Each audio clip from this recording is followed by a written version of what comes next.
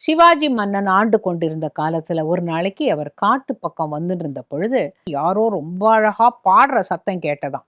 இந்த பாட்டு யார் பாடுறான்னு அவர் தேடிண்டே போனா அங்க ஒருத்தர் உட்கார்ந்து அந்த இனிய குரல்ல ராமநாமத்தை பாடுகிறார்.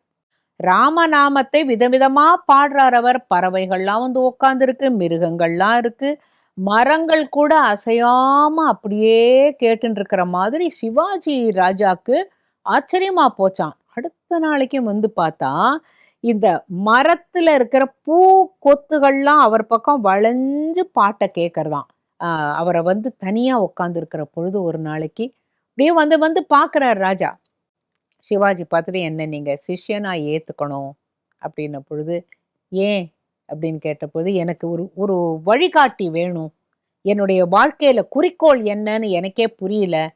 உனக்கு ராமநாமம் வழிகாட்டும்" அப்படின்னு சொல்றார். சரி, அந்த காலத்துல ஒரு நம்பிக்கையாம். யாராவது உள்ளன்போடு வந்து, "நான் உங்களை குருவாக ஏற்றுக்கொள்கிறேன்" என்று சொன்னால் மறுக்கக்கூடாது. சரின்னு அவன சேர்த்துக்கிறார்.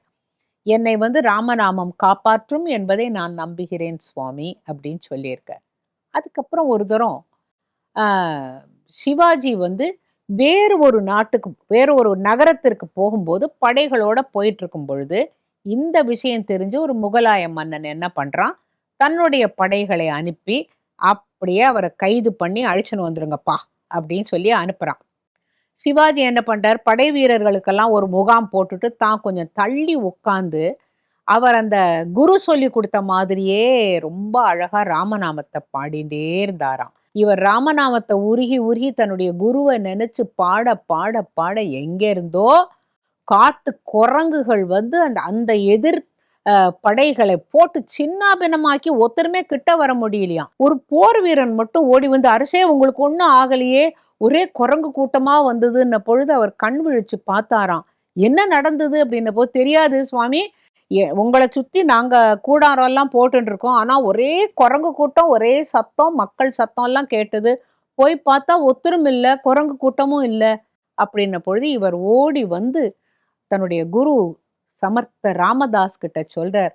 "சுவாமி என்ன நடந்தது? என்ன மாயைன்னு எனக்கு தெரியல" அப்படின்ன பொழுது, "இல்ல, உனக்கு வர ஆபத்தை ராமநாமம் காப்பாற்றும். இது பெரிய தாரக மந்திரம்ங்கிறதுக்காக தான் உனக்கு உபதேசம் பண்ணினேன்.